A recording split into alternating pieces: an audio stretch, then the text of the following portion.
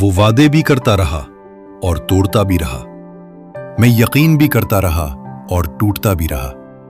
اس کی آنکھوں میں سچ کم، اداکاری زیادہ تھی، اور میں ہر ادا کو محبت سمجھتا بھی رہا۔ وہ کسی اور کے خواب سجاتا رہا خاموشی سے، میں اپنی دنیا اسی کے نام کرتا بھی رہا۔ آخر سمجھ آیا کہ بے وفائی کیا ہوتی ہے، جب وہ سامنے تھا مگر جو میرا کبھی تھا ہی نہیں۔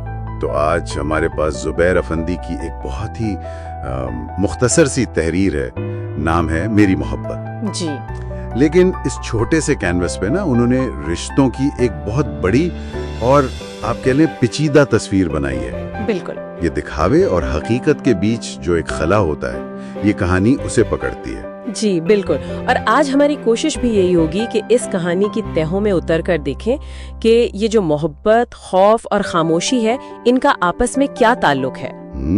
صحیح۔ یہ کہانی بظاہر تو ایک شخص کی لگتی ہے، لیکن اس میں ہم سب کے لیے کچھ نہ کچھ ہے نا، کیونکہ یہ انسانی فطرت کے ایک بہت بنیادی پہلو کو چھوتی ہے۔ آئیے پھر اس کا جائزہ لیتے ہیں۔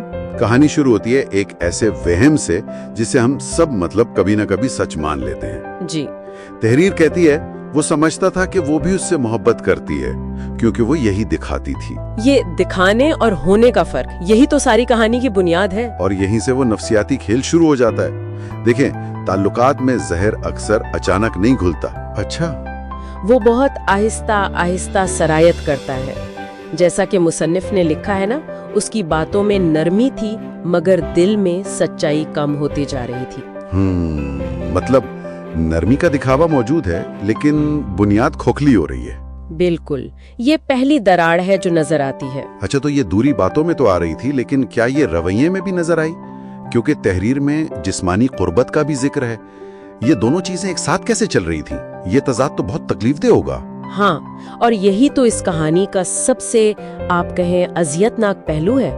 مصنف کا یہ انداز کمال کا ہے۔ وہ کیسے؟ وہ جسمانی قربت کو جذباتی دوری کو مزید تکلیف دہ بنانے کے لیے استعمال کرتی ہیں۔ جب کوئی آپ کے پاس ہو کر بھی آپ کا نہ ہونا تو وہ فاصلہ اور زیادہ محسوس ہوتا ہے۔ صحیح۔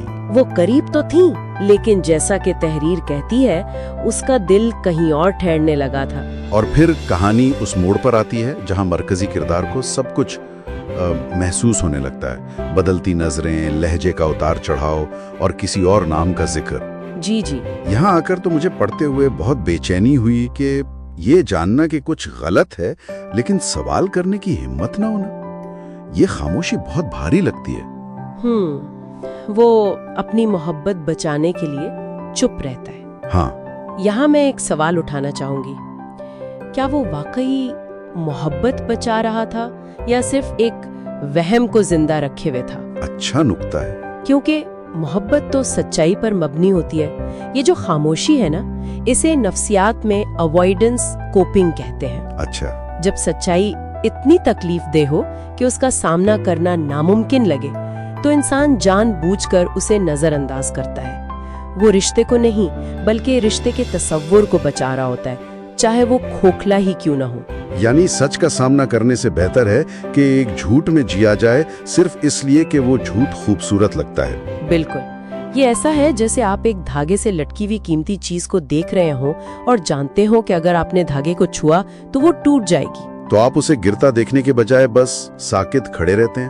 جی، تحریر میں جو لکھا ہے اس نے سوال نہیں کیا، ڈر تھا کہ کہیں سب ٹوٹ نہ جائے، وہ اسی کیفیت کا نام ہے۔ تو اس سب کا مطلب یہی ہوا کہ جس محبت کو وہ اپنی سمجھ رہا تھا وہ تو کب کی کسی اور کی ہو چکی تھی۔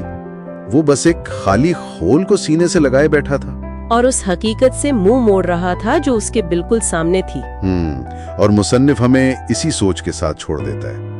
وہ آخر میں پوچھتا ہے کہ کیا اس شخص نے سچ کا سامنا کیا یا اپنی محبت کو اسی خاموشی میں دفن ہو جانے دیا؟ اور کہانی اس کا جواب نہیں دیتی، اور شاید یہی اس کا مقصد ہے کہ جواب ہم خود تلاش کریں۔ جی، اور اس سے جڑا ایک گہرا سوال یہ بھی ہے جس پر غور کیا جا سکتا ہے۔ جب انسان کو ایک تکلیف دہ سچائی کا سامنا ہو تو کیا خاموشی میں اذیت سہنا طاقت کی علامت ہے، یا یہ اپنی ذات کی قدر کو مکمل طور پر ترک کر دینے کے مترادف ہے؟ بالکل،